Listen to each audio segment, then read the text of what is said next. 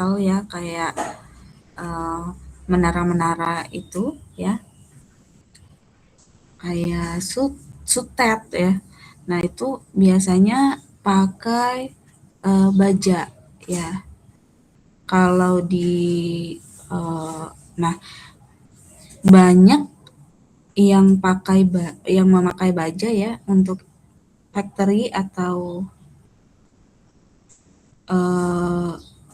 bangunan apa namanya kayak cerobong-cerobong asapnya itu kan banyak ya. Nah itu dia biasanya pakai strukturnya struktur baja ya.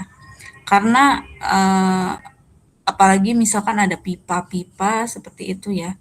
Nah itu karena ya selain ringan dia kan biasanya mudah dibentuk juga ya. Tapi biasanya yang menjadi apa ya, yang menjadi pertimbangan yang utama gitu ya, biasanya sih karena ringan gitu.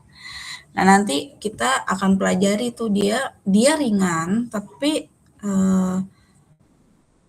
bisa dapat inersia yang ya inersia yang besar ya, karena kalau kita bandingkan dengan beton ya, inersianya mungkin sama ya.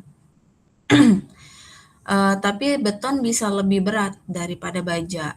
Nah, tapi nanti makanya di baja ini banyak sekali cek ini, cek itu, cek ini, cek itu ya. Nanti akan mulai dipelajari minggu depan. Nah, karena untuk biasanya dia karena inersianya besar, lebih langsing, dia lebih lebih mungkin mudah mudah mudah terkena torsi gitu ya, mudah guling gitu. Jadi dia harus kita treatment gitu ya, agar dia tuh tetap stabil gitu, sehingga kita dapat inersia yang kita inginkan gitu. Biasanya kurang lebih seperti itu ya. Nah, apalagi kalau di pekerjaan elektrikal nih seperti yang ada di gambar PowerPoint ini ya.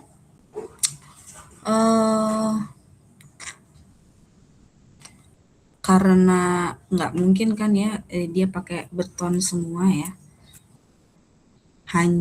Hanya untuk dia kayak gini ya, tempat-tempat kabel gitu ya. Jadi lebih efisien memang pakainya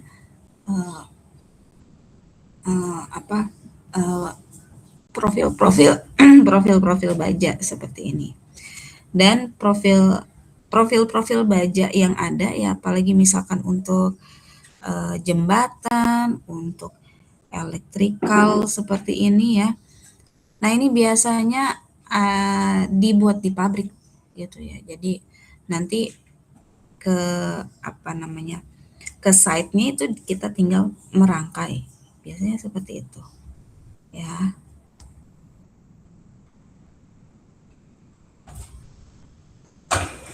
Nah ini advantages atau keuntungan ya dari penggunaan material baja ya.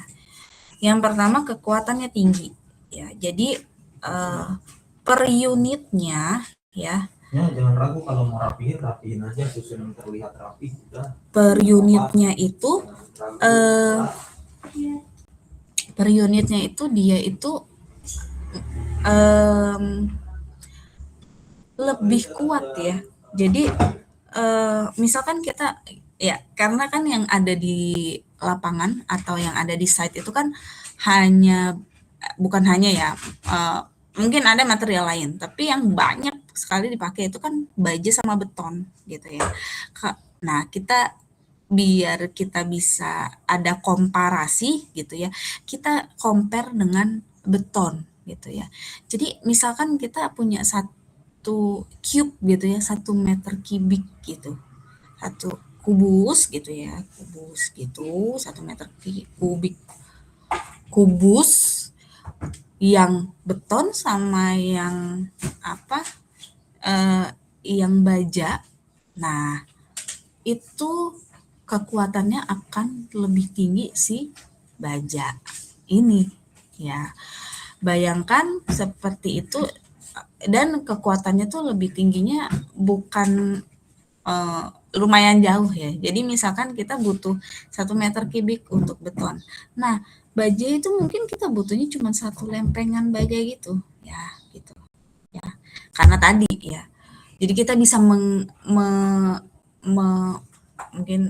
agak perbandingannya gini, kan karena kan si ini misalkan beton ya. Si baja ini karena kita hanya mencari inersia, bisa aja 1 meter kubiknya itu ya, kita bentuknya kayak gini nih. Ya, 1 meter kubik. Sorry, kekuatan 1 meter kubik ya. Kayak gini. Nah, gitu. Bajanya bentuknya hanya gini. Nah, jadi di daerah sini ya kita bilangnya sayap-sayap sini ya, ini kan bolong ya, nggak ada. Jadinya kan dia lebih lebih ringan gitu ya. Ya, kira-kira ngerti ya. Nanti kalau untuk lebih jelasnya masuk ke perhitungan akan lebih jelas lagi ya. Nah, terus nah karena kan kita kan tadi kita mengejar inersia. Nah, saya ingetin lagi aja ya, inersia itu kan kalau misalkan kotak kotak apa ya, persegi segi empat biasa gitu, inersia itu kan berapa? 1/12 kali B kali H pangkat 3. Ya kan? Ini sebut saja B, yang ini sebut saja H gitu kan. Yang pangkat 3 apa? H. Jadi dia makin tinggi H-nya gitu kan, makin tinggi inersia yang dia dapat gitu. Ya, makanya sering dibilang seperti itu. Jadi kita itu pengen mencapai inersia yang tinggi gitu ya. Nah, makanya kalau jembatan-jembatan bentang panjang gitu ya, bangunan tinggi ya, kayak di apa pabrik-pabrik gitu atau bangunan-bangunan tadi ya seperti ini.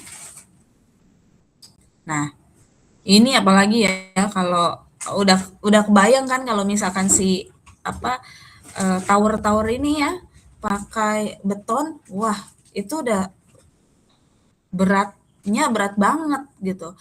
Dan nanti juga mungkin kita akan pelan-pelan juga pelajari kalau misalkan beton kan biasanya dia itu rigid banget. Jadi kalau misalkan kena goyangan, nah ya kena goyangan dikit aja dia kalau yang rigid banget dia akan langsung crack gitu ya.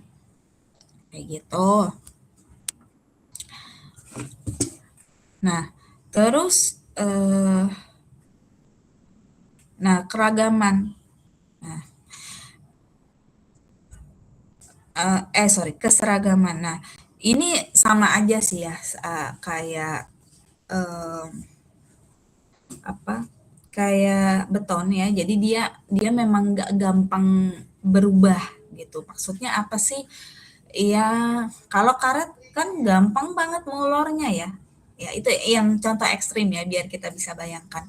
Kalau baja kan dia kalau ditarik juga dia eh, molornya susah gitu ya. Jadi dia apa properti itu termasuk dari apa dimensinya gitu ya. Itu nggak nggak nggak nggak apa ya nggak gampang berubah, dan pembentuk di dalamnya ya kayak misalkan berat jenisnya itu nggak gampang berubah juga, nggak berubah juga ya gitu. Nah terus selain itu, nah ini yang paling apa ya topnya baja ya lah kalau bisa dibilang gitu. Dia ini elastis ya gitu. Elastis bisa dibayangkan ya kalau yang ekstrim itu memang karet ya. Karet itu bisa mulur Kalau kita lepas bisa balik lagi ke bentuk semula gitu ya. Bayangannya seperti itu. Ini juga sama. Cuman karena tadi ya dia ada keseragaman itu, kalau kita tarik ya atau kita bebani seperti ini ya, misalkan ini bajanya kita bebani gitu, dia nggak gampang berubah, tapi dia itu bisa elastis dalam range tertentu ya. Nanti kita akan pelajari kenapa sih dia bisa disebut elastis gitu ya. Nanti kita akan pelajari. Yang pasti itu ya, dia topnya itu kalau di bangunan sipil gitu ya, kenapa dia sering banget dipakai karena dia elastis. Nah, terus elastis dan ringan ya. Kalau kayu tuh juga elastis sebenarnya ya, cuman dia masih lebih berat ya daripada baja. Jadi si kayu biasa ya, bukan kalau yang pakai di lomba-lomba kan kayu balsa ya. Ini kayu biasa yang mungkin kemarin terbawa pas banjir bandang itu kemarin yang di Sumatera ya. Nah, itu kayu-kayu yang diproduksi seperti itu ya. Nah, ini nah itu elastisitasnya itu kan nanti ada yang namanya delta ya. Nah, itu akan mengikuti hukum Hooke. Ya, mudah-mudahan nanti masih ingat dan mudah-mudahan nanti ada nih ya biar kita refresh kembali tentang hukum Hooke. Nah, terus kalau dia bisa permanen ya. Kalau kita maintain dengan baik ya, kita rawat dengan baik, dia akan lebih awet. Nah, ada beberapa treatment lah ya kalau bisa dibilang. Si baja sendiri ini juga pertama memang dia tuh tidak mudah korosi ya. Tidak mudah korosi, tidak mudah berkarat gitu ya. Nah, kalau ya semuanya kayak gitu ya, baik beton, baja, kalau udah kena karat ya, kalau ada kena air gitu ya, dia kan akan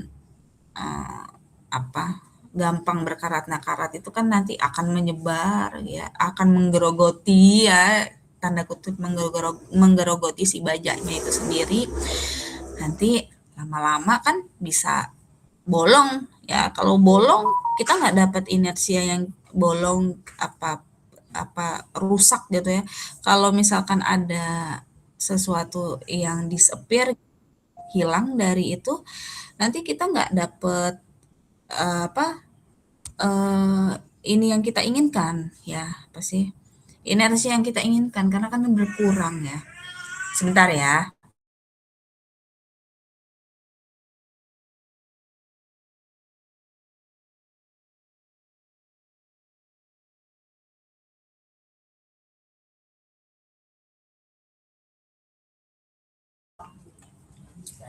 Oke, nah tapi kalau kita maintain ya bisa diberikan anti karat gitu ya. Biasanya baja udah anti karat semua sih ya. Tapi kalau misalkan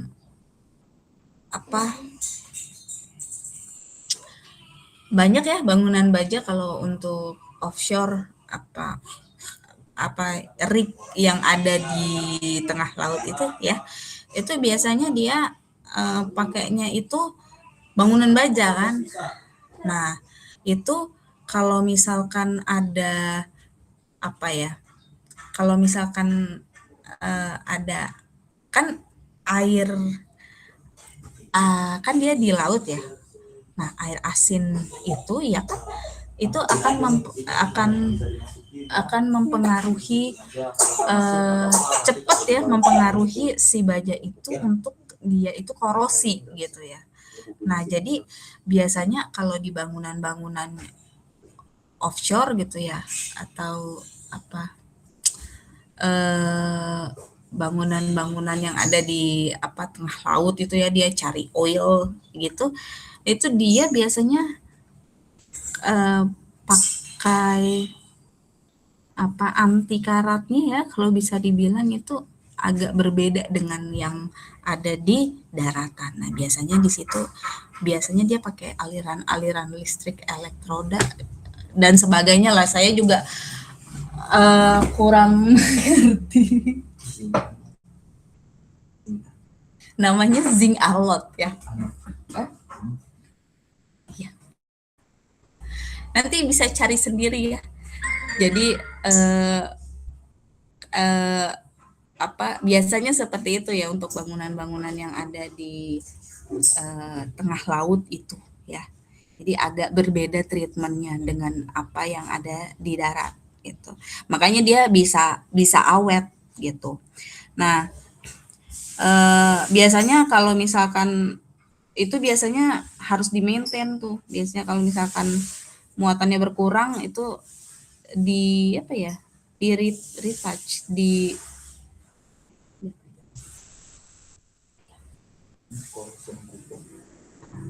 diganti ternyata ya.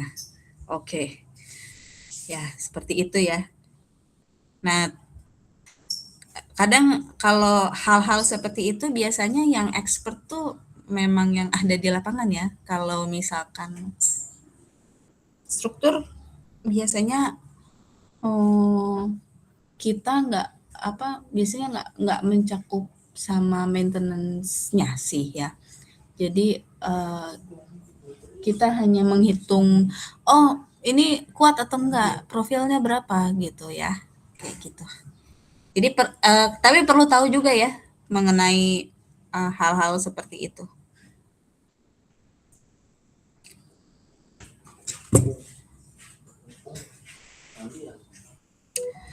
Nah, selanjutnya itu dia ductile. Nah, ini ductile ini emang agak sulit menjelaskan ya, tapi nanti akan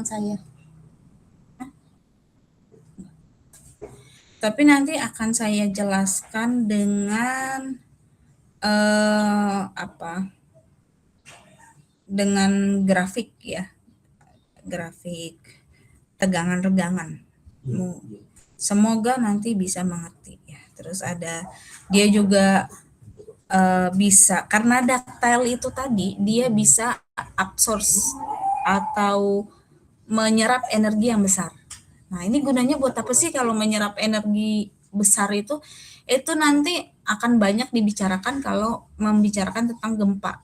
Nah, jadi kan sudah tahu ya, kan gaya tuh ya, itu nggak dapat dimusnahkan ya, dia bisanya diteruskan aja gitu ya. Nah, jadi kalau misalkan biasanya nih, kalau misalkan dia kena getaran, ya let's say kita bilang kalau di Indonesia kan banyak gempa ya, gempa gitu. Nah, itu dia kan, si gempa itu kan melepaskan energi ya. Nah, energinya itu dibuang ke permukaan. Nah, diterimalah sama bagian-bagian di permukaan bumi ya. Ya termasuk dengan bangunan-bangunan struktur kita nih ya. Nah, nanti dia si struktur ini kalau tidak mengabsorb atau mengambil bilangnya, pokoknya mengabsorpsi energi yang besar ya, itu nanti dia akan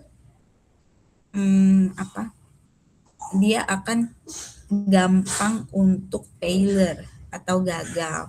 Kalau dia bisa mengabsorpsi energi yang besar ya, dia akan bertahan tuh ya. Jadi biasanya dia serap ya, terus dia redam gitu. Serap itu juga dia nggak akan kemana-mana ya. Diserap itu bukan berarti dia stay aja ya.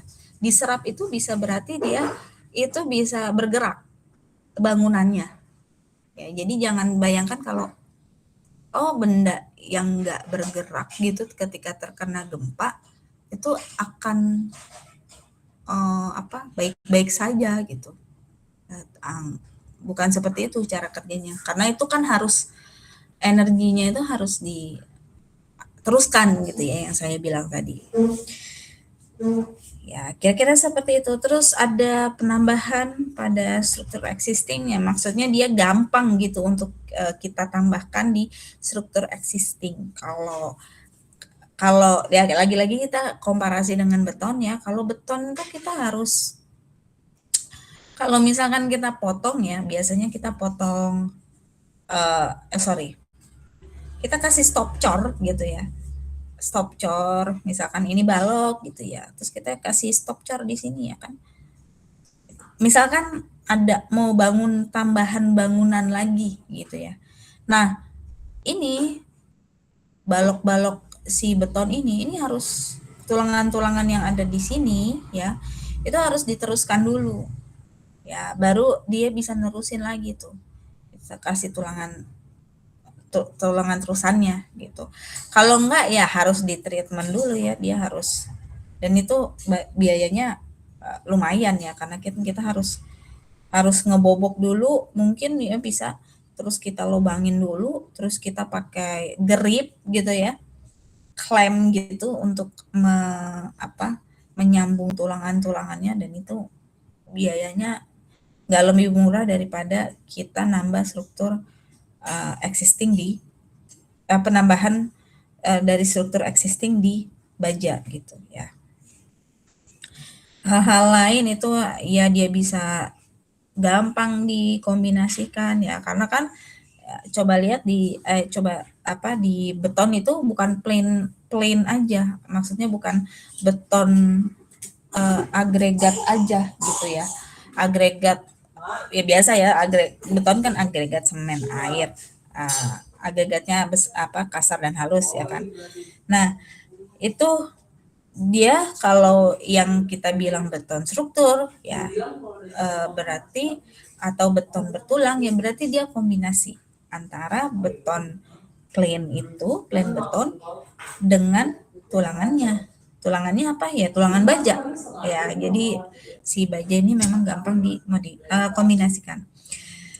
Terus ada prefabrication. Nah, jadi si baja ini ya keluar dalam bentuk-bentuk profil itu tadi ya, yang kalau kita lihat gambar di sini ya. Nah, gini, dibandingkan dengan apa namanya beton ya beton itu biasanya kita di situ ya jadi dia masih konvensional kecuali precast ya precast itu prefabrication ya tapi kebanyakan kalau sekarang ini ya masih dia in situ jadi di situ ya dia merangkai langsung di site terus dicor gitu ya nanti kita tunggu dan lain sebagainya langsung di site gitu. Nah dibandingkan gitu ya dengan si baja yang kita treatment dulu nih jadi keluar itu biasanya dengan mutu yang sama. Kalau bisa kan biasanya mutu bajanya berapa? BJ biasanya kita bilang ya. BJ 37. Oh ya udah 37 semua. Gitu. Biasanya sama tuh dia. Ya.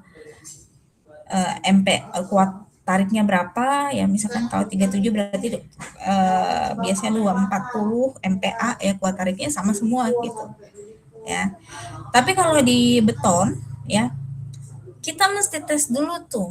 Misalkan kita minta FC 35 gitu ya. Walaupun sudah di batching plan FC 35 gitu ya. Tapi dengan treatment kita di lapangan ya, belum tentu dia bisa sampai 35 MPa gitu. Ya. Jadi agak kuat tekannya ya kalau beton. Kuat tekannya belum tentu bisa mencapai 35 MPa. Jadi tergantung kita treatmentnya seperti apa. Jadi makanya misalkan nih, ada beberapa proyek yang misalkan F-Accenture-nya ya, mutu betonnya pakai 35, misalkan 25 MPa gitu. Dia bisa nih mesen di batching plan tuh 30 MPa atau 35 MPa ya. Karena di apa di lapangan itu banyak probabilitas ya yang yang yang bisa membuat mutunya itu menurun.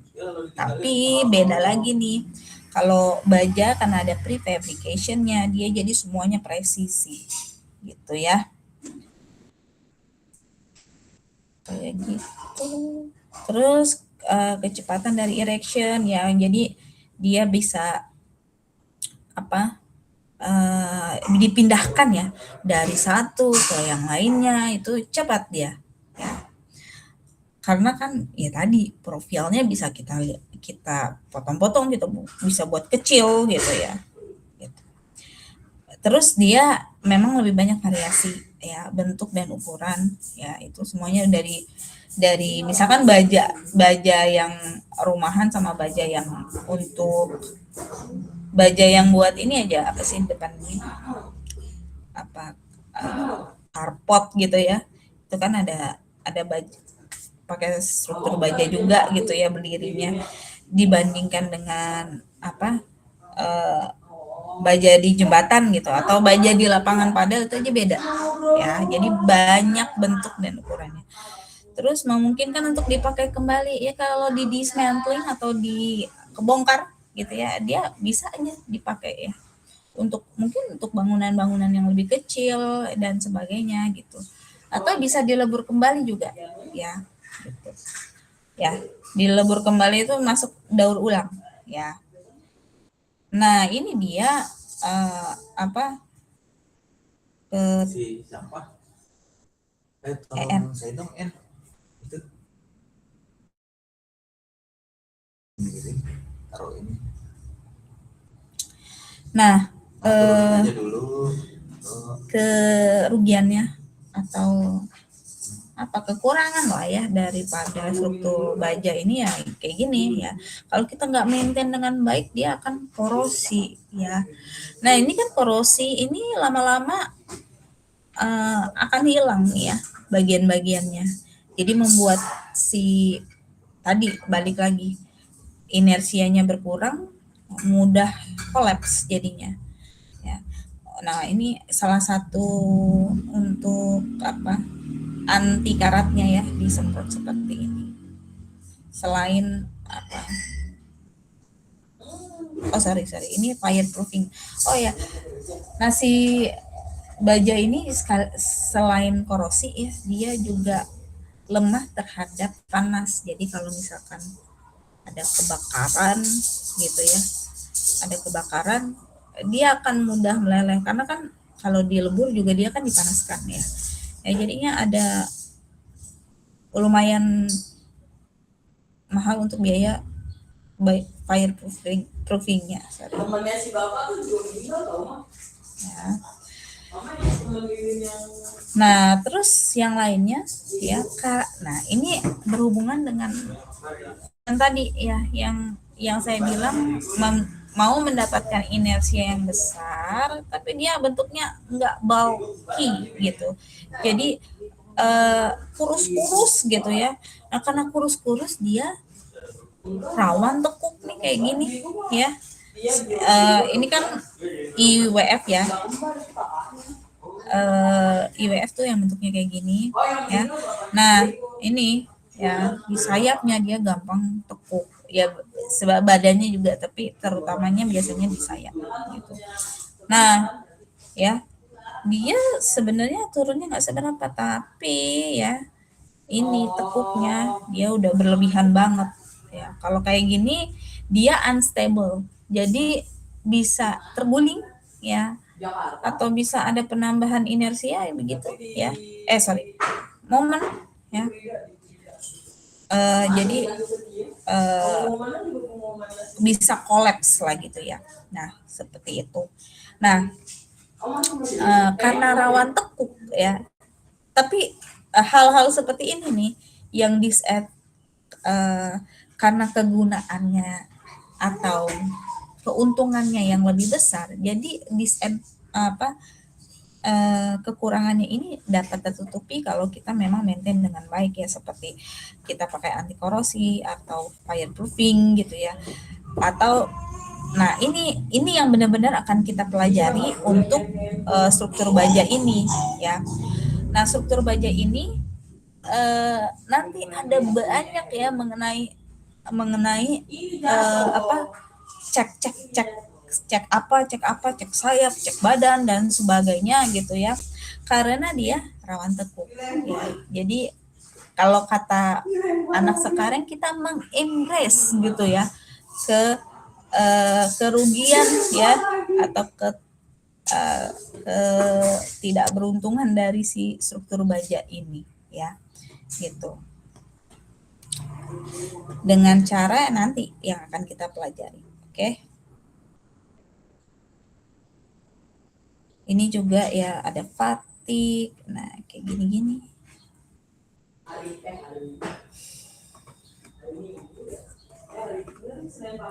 Brittle ya. Jadi semua kalau ini rata-rata di semua bahan ya, seperti ini ya, ada fatigue-nya ya, atau ada brittle fracture. Brittle fracture itu maksudnya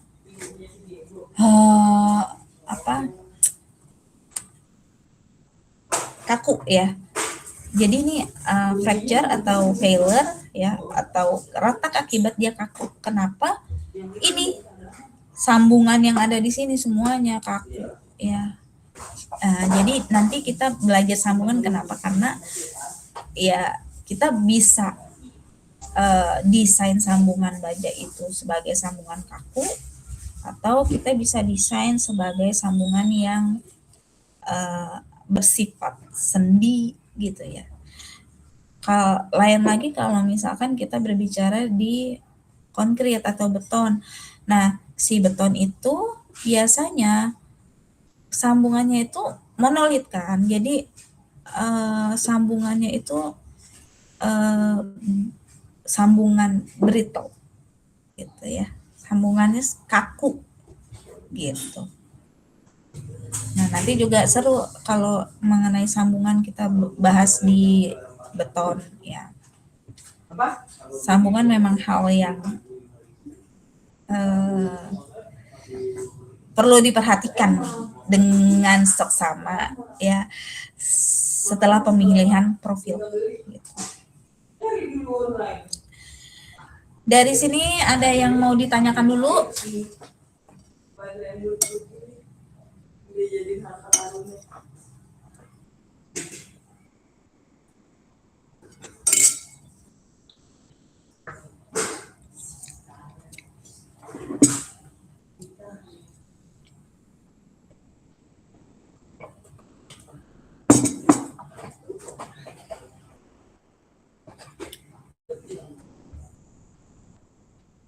Kalau nggak ada, kita lanjut ya.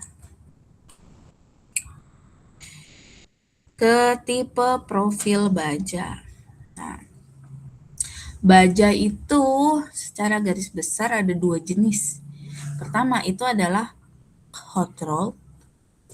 Kedua adalah cold form. Kenapa hot? Kenapa cold? Iya, karena cara pembuatannya ya. Hot roll itu ini sama-sama pabrikan semua ya. Hot itu dia dicairkan, dicetak gitu ya. Dia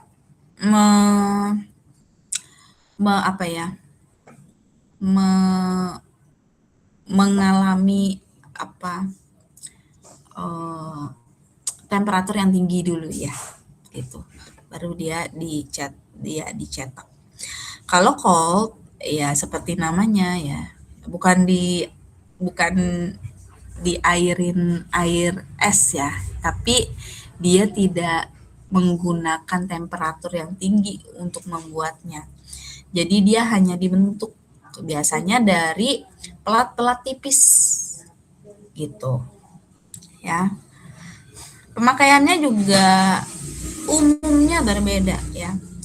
Kalau hot roll biasanya untuk main structure gitu, struktur utama, struktur bangunan, struktur tadi ya untuk mungkin apa tower-tower komunikasi atau elektrikal, terus apa pabrikan,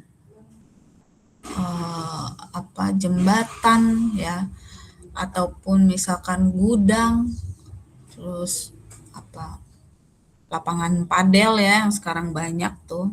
Tapi lapangan padel bisa juga lapangan padel atau gudang itu pakai cold form sekarang ya. Biasanya cold form itu kita lihat bentuknya itu ada di baja ringan untuk untuk atap ya, pengganti kayu ya. Jadi banyak dipakai di rumah-rumah sekarang apalagi ya. Karena apa? Karena dia ringan banget ya. Ya kita nggak perlu mikirin lagi tuh kayu-kayu. Kayu kan relatif lebih berat gitu ya. Jadi kalau baja ringan ya memang ringan banget ya untuk penutup atap itu. Jadi nggak terlalu banyak menambahkan massa di strukturnya.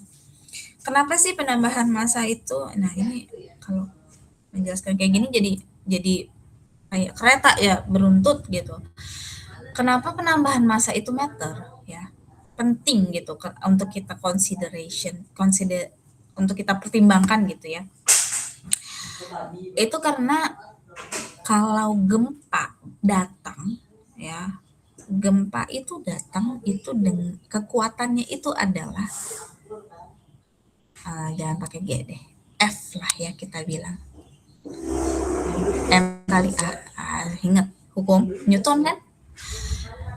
Gempa itu datang dengan percepatan, ya kan? Kalau percepatannya datang, ya kita punya massa yang besar akan jadi F yang sangat besar. Jadi makin besar makin besar massa bangunan kita, biasanya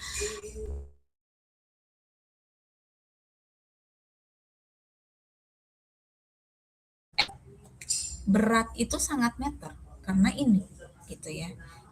Gitu. Nah, kira-kira gambarannya seperti itu. Nah, untuk cold form ya, ini perkembangannya mungkin sekarang terakhir sih saya dengar tapi belum saya telusuri lebih lanjut ya. Terakhir itu sudah ada SNI-nya ya. Sudah ada SNI-nya. Jadi ada petunjuk-petunjuk atau requirement gimana caranya mendesain struktur dengan cold form ini ya atau baja ringan ya. Nah, selain itu juga banyak sekarang penelitian-penelitian yang mempelajari tentang bagaimana bentuk struktur baja ringan ini dibuat ya agar dia bisa menjadi main structure ya. Nah, tapi ini ya nggak akan kita pelajari di sini ya. Yang akan kita pelajari itu yang hot roll ya, yang untuk pemakaian struktur kebanyakan. Yang untuk pemakaian struktur yang umum sekarang ya. Jadi bentuknya juga macam-macam, ada plat, ada pipa ya, ada hollow seperti ini ya. Yang akan nanti banyak kita pelajari itu adalah ini. IWF atau WF ya kita bisa bilang. Terus L seperti ini yang equal atau yang unequal ya. Terus channel ya. Dan T seperti ini. Ya. Nanti juga ada baja nanti juga kita akan pakai karena ini kan tadi pabrikan ya. Jadi biasanya ada tabel baja. Nah, itu tabel bajanya apa sih? Tabel baja berisi tentang informasi mengenai properti si baja itu, mulai dari misalkan ukurannya, inersianya juga sudah di situ, areanya atau luas luas profil bajanya ya. Informasi-informasi yang kita butuhkan untuk kita mendesain itu ada di situ semua. Nah, karena ini pabrikan, jadinya biasanya setiap pabrik punya tabel bajanya sendiri ya. Yang paling terkenal mungkin Garuda ya. Itu bisa di apa? Dicari di internet banyak, atau kalau misalkan untuk belajar sih saya rekomen nanti dari Insinyur Morisco kalau nggak salah ya. Kayaknya saya juga ada. Nanti mungkin saya bisa share ya. Itu yang akan kita pakai juga. Nah ini ya ternyata ada ya hukum Hooke ya. Jadi si elastisitas dari baja ini mengikuti si hukum Hooke ini. Jadi kalau misalkan nanti kan ada yang namanya grafik tegangan regangan yang akan kita lihat dan pelajari untuk mengerti konsep daktilitas gitu ya.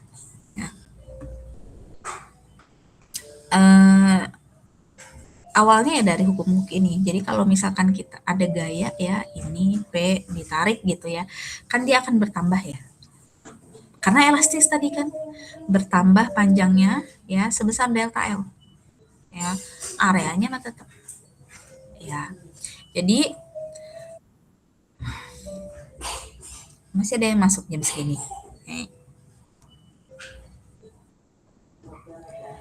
Nah, hubungannya apa sih antara P atau yang gaya yang kita aplikasikan, gaya tarik ini ke area. Nah, P per A itu adalah P dibandingkan dengan areanya ini ya, itu adalah besarnya adalah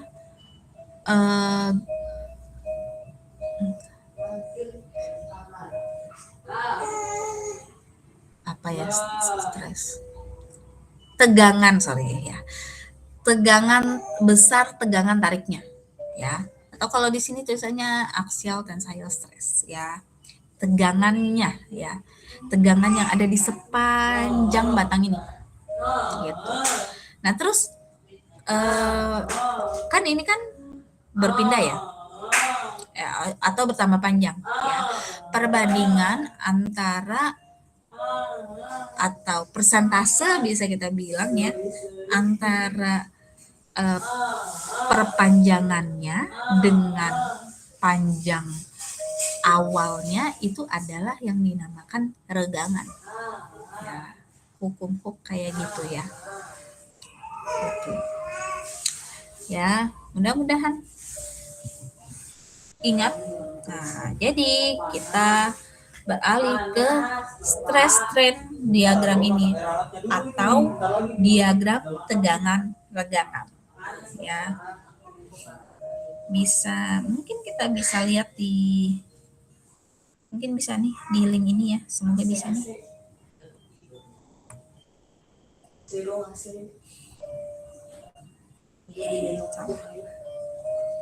Lihat-lihat dulu.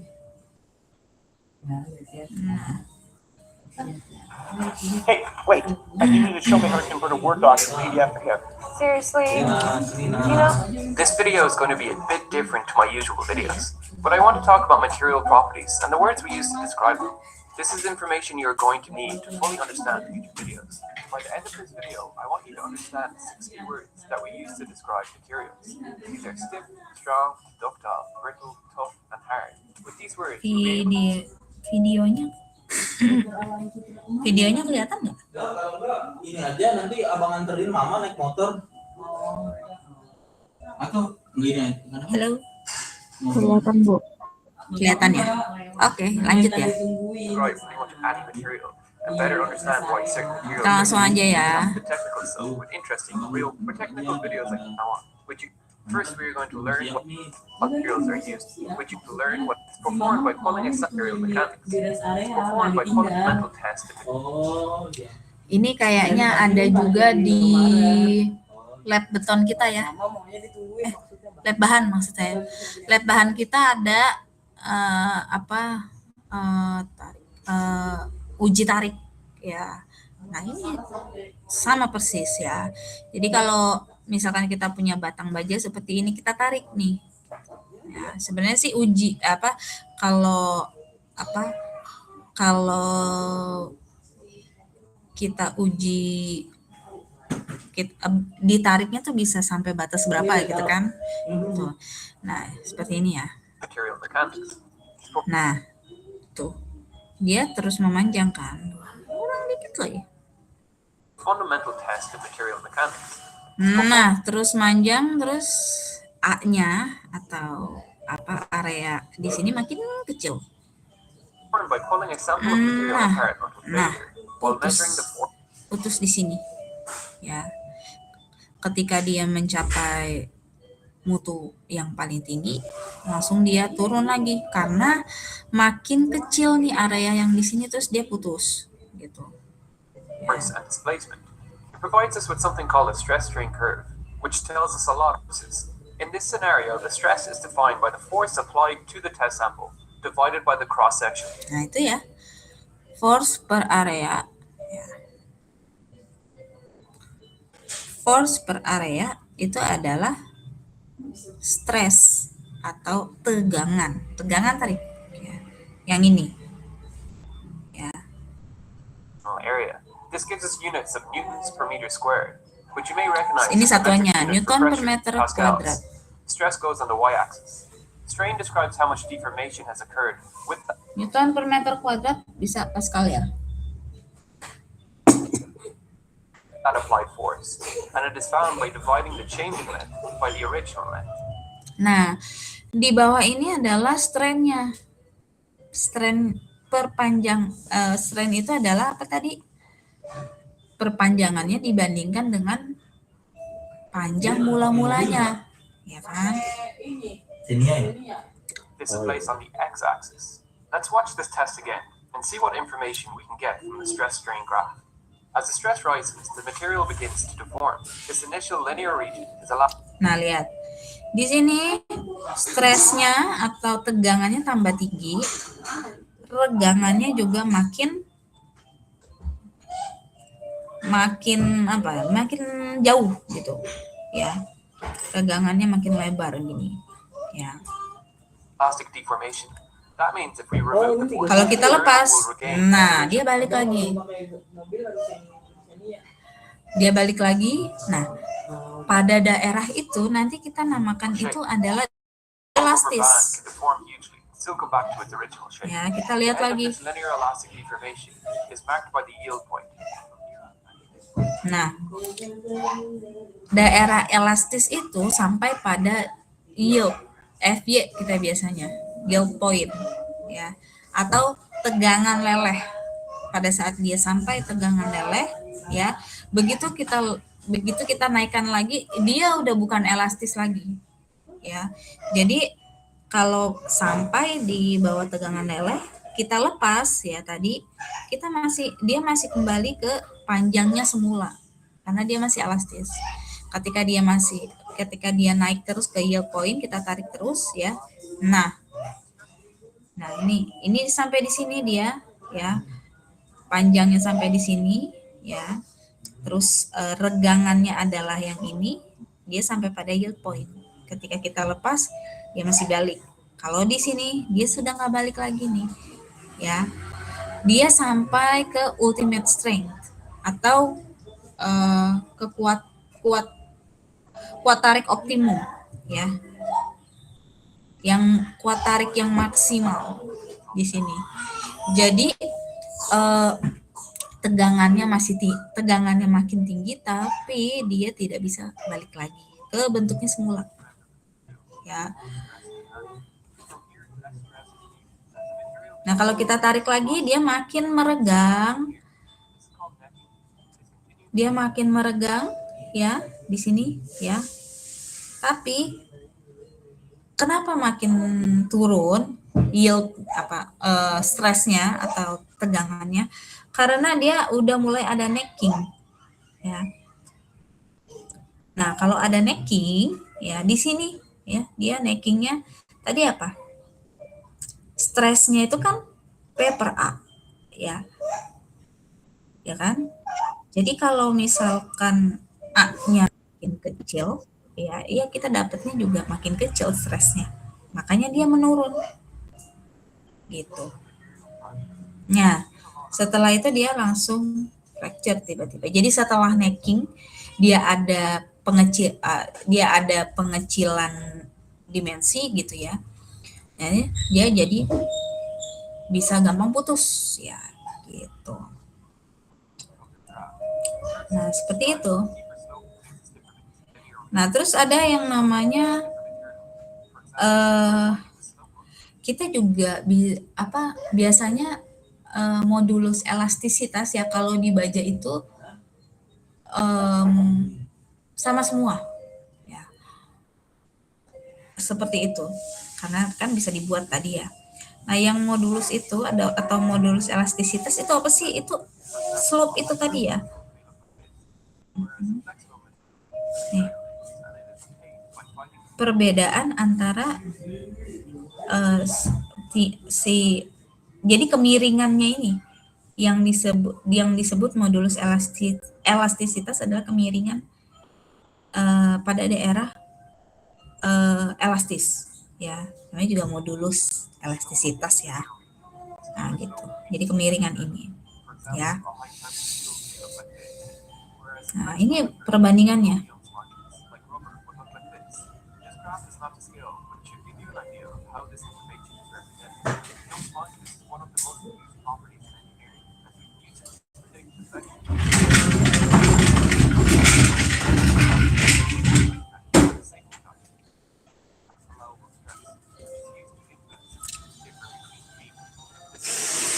Nah, ini ada. Nah, ini yang saya bilang tadi ya. Ada beberapa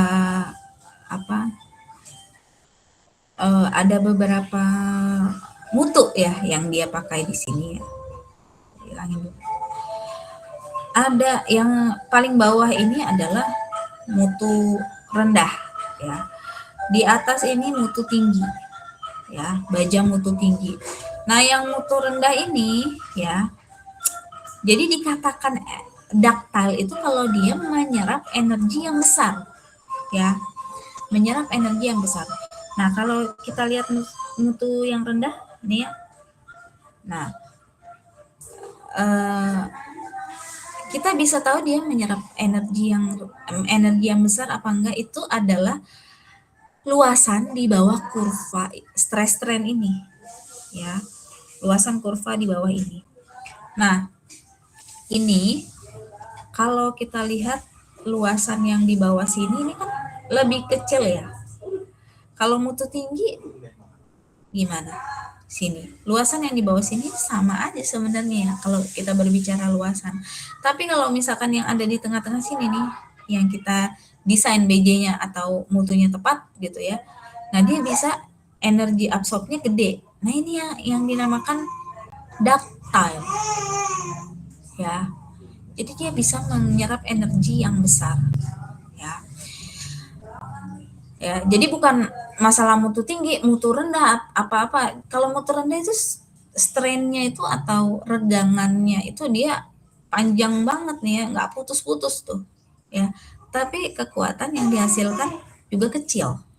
Kalau yang mutu sangat tinggi ya, itu energi tegangannya dia bisa dapat tinggi banget, tapi regangannya ya ini udah brittle banget ini ya, atau kaku banget ya. Yang bagus yang seperti ini.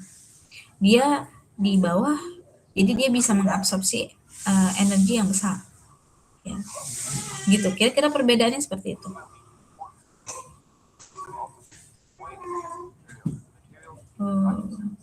Nah, ini perbedaannya. Kalau dia patah ya, gara-gara ductile atau patah gara-gara brittle atau kaku. Nah, ductile fracture itu pasti sedikit ada necking ya dia di sini ya, ada necking baru dia patah nih. Ya. Kalau brittle dia tiba-tiba aja nih mulus banget patahannya, ya.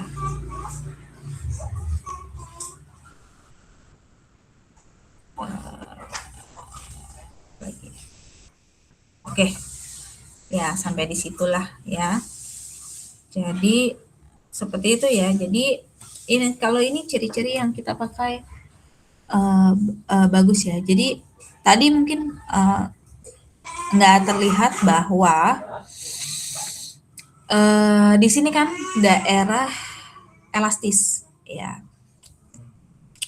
Nah, terus di sini adalah daerah namanya daerah plastis ya.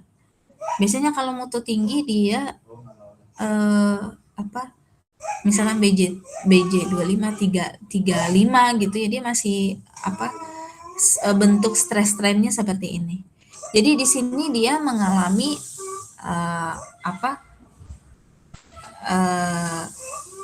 regangan, masih mengalami regangan ya, masih perpanjang, masih panjang, tapi dia nggak bisa balik lagi nih ke bentuk semula kalau yang di sini. Tapi stresnya atau tegangannya di situ aja ya. Baru masuk ke strain hardening. Strain hardening maksudnya apa? Dia makin panjang ya, regangannya makin panjang, tapi dia juga naik lagi kekuatannya. Tegangannya naik lagi. Terus kalau dia udah terbentuk necking, iya makin turun dia. Ya, gitu. Nah, ini yang daerah ini ya. Ini yang dinamakan daerah elastis ya. Yang ini plastis ya. Ini strain hardening, ini necking, ini udah failure. Gitu. Oke. Yang disebut apa tadi? Modulus elastisitas adalah yang kemiringan ini. Ya, ini modulus elastisitas ya. Ini ada juga residual strain. Jadi kalau misalkan dia pas di titiknya ya, terus dia dilepasin lagi mau balik lagi gitu, dia udah nggak bisa ke titik awal regangan ini ya. Dia pasti agak regangannya udah terbentuk, udah makin besar gitu ya. L-nya makin besar. Oke. Begitu dulu pengenalan mengenai material bajanya. Apa ada pertanyaan dulu? Belum. Makanya aku apa Bang Budi aja ya. Kalau plafon itu masih gimana ya? Udah masih berat. Ngedembul doang kan ya?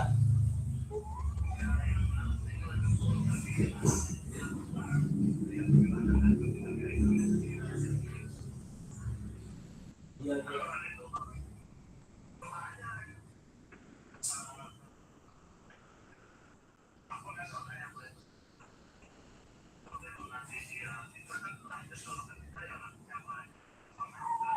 Iya, masalahnya ini nggak gerak-gerak ini kan.